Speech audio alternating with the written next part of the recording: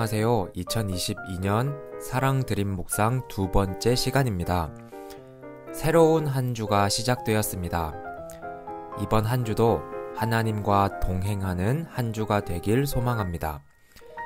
지난 한 주 동안은 신년 첫 새벽 기도회가 있었습니다. 하나님께서 한 주 동안 주신 말씀이 우리 각자 개인에게 큰 유익과 도전의 시간이 되었을 줄 믿습니다.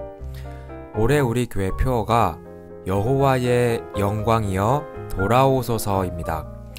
에스겔이 성전 안에 여호와의 영광이 가득한 것을 본 것처럼 우리도 올 한 해 여호와의 영광이 회복되는 것을 볼 수 있는 한 해가 되었으면 좋겠습니다. 오늘 들을 찬양은 예수 나의 좋은 치료자라는 찬양입니다. 올 한 해 여러분 각자가 당면한 여러 가지 문제들과 또 어려움들이 해결되고 회복되고 치료되길 바라는 마음에서 이 찬양을 준비했습니다. 찬양 듣도록 하겠습니다.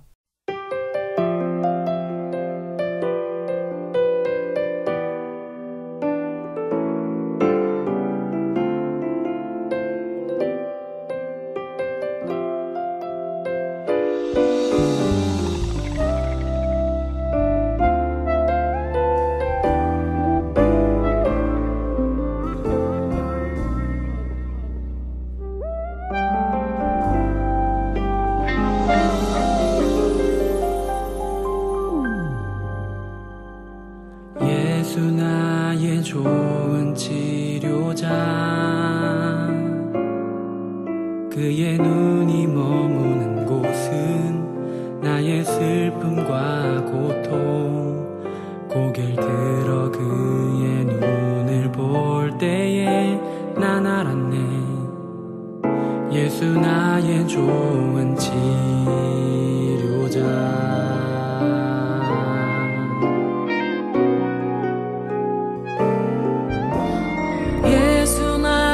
좋은 치료자 그의 손길이 닿는 곳은 나의 상처와 아픔 영원히 흐를 것 같았던 눈물 다 멎었네 예수 나의 치료자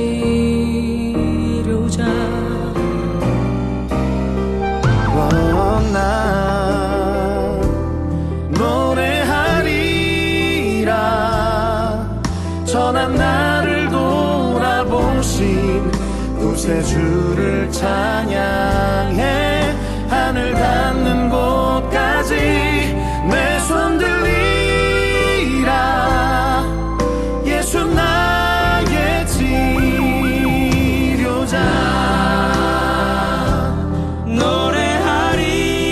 노래하리라 선한 나를 돌아보신 구세주를 찬양해 하늘 닿는 곳까지 내 손 들리라 예수 나의 치료자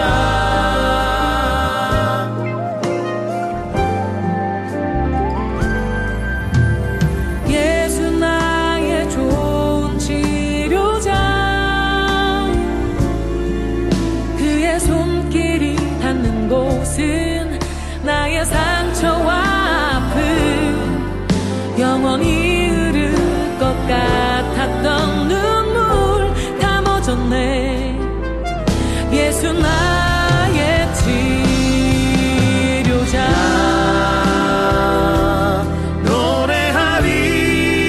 노래하리라 선한 나를 돌아보신 구세주를 찬양해 하늘 닿는 곳까지 내 손 들리라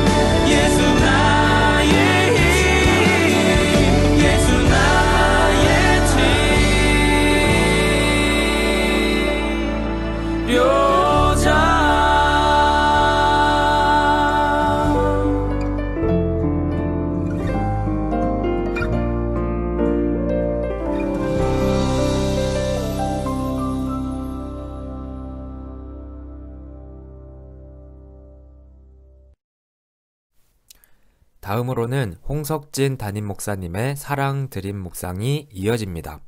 할렐루야. 신년 첫세를 은혜 가운데 잘 마쳤습니다. 마지막 날 본문의 내용이 바로 에스겔서 37장에 나오는 마른 뼈가 다시 살아나는 역사였지요. 이 말씀을 통해 올해에는, 아니 앞으로의 우리 남은 인생은 이렇게 살아가면 좋겠다라고 세 가지를 함께 생각해 보았습니다. 첫째, 절망 대신 희망을 이라는 선포입니다.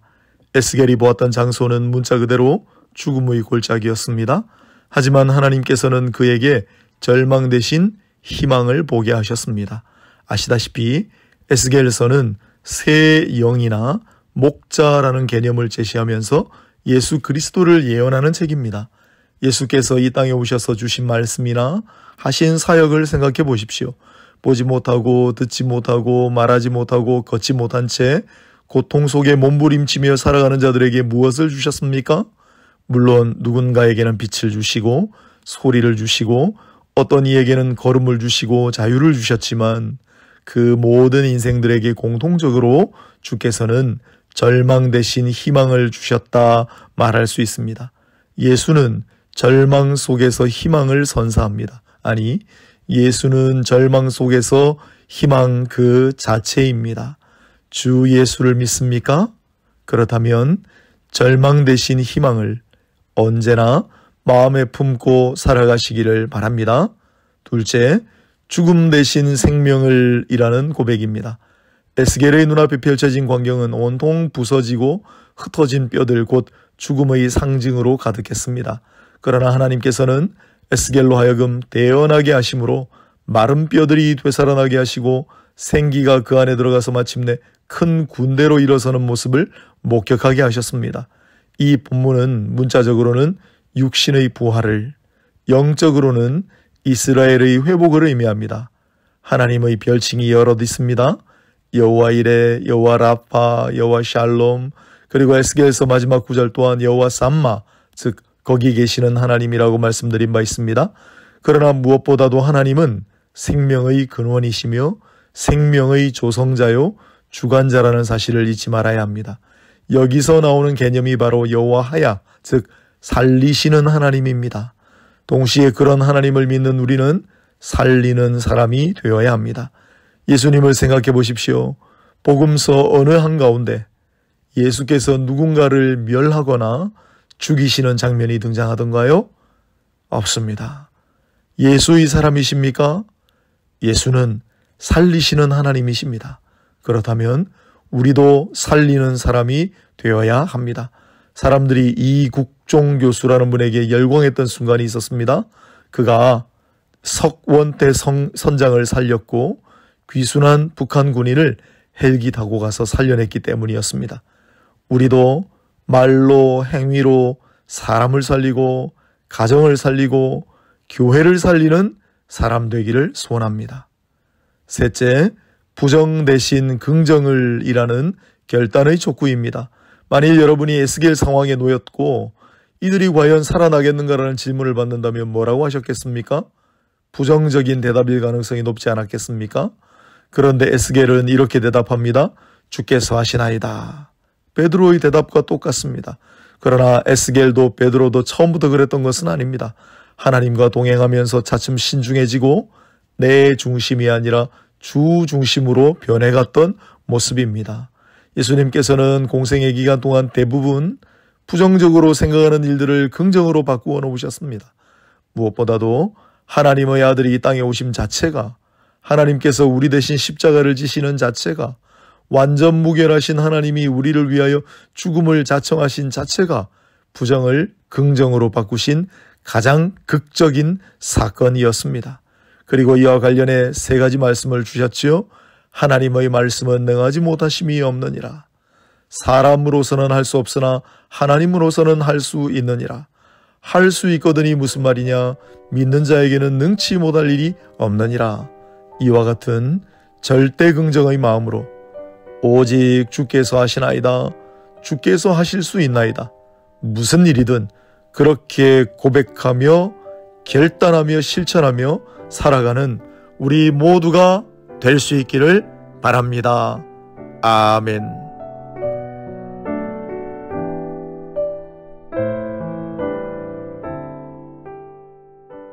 절망 대신 희망을, 죽음 대신 생명을, 부정 대신 긍정을, 이 세 가지를 잘 기억하면서 한 주간을 보낼 수 있었으면 좋겠습니다. 새해 두 번째 맞이하는 월요일입니다. 하루하루를 생각하면 시간이 더디 가는 것 같지만 지나고 나서 보면 일주일이 참 빠르고 또 한 달이 참 빠르고 또 1년이 어떻게 지나갔는지 모를 정도로 세월이 빠르다는 것을 실감하게 됩니다. 2022년도 지나고 나서 되돌아보면 그럴 것입니다. 우리 모두가 후회 없는 올 한 해를 보냈으면 좋겠습니다. 그러기 위해서는 시작이 중요하겠지요. 오늘 말씀처럼 올 한 해를 긍정적인 마음으로 시작해보는 것은 어떨까요? 희망을 품고 생명을 품고 긍정을 품고 살아갈 때 하나님께서는 놀라운 은혜를 우리에게 부어주시리라 믿습니다. 이것으로 오늘 라디오 묵상을 마치도록 하겠습니다. 다음 주 월요일 오전 10시에 뵙도록 하겠습니다. 감사합니다. 안녕히 계세요.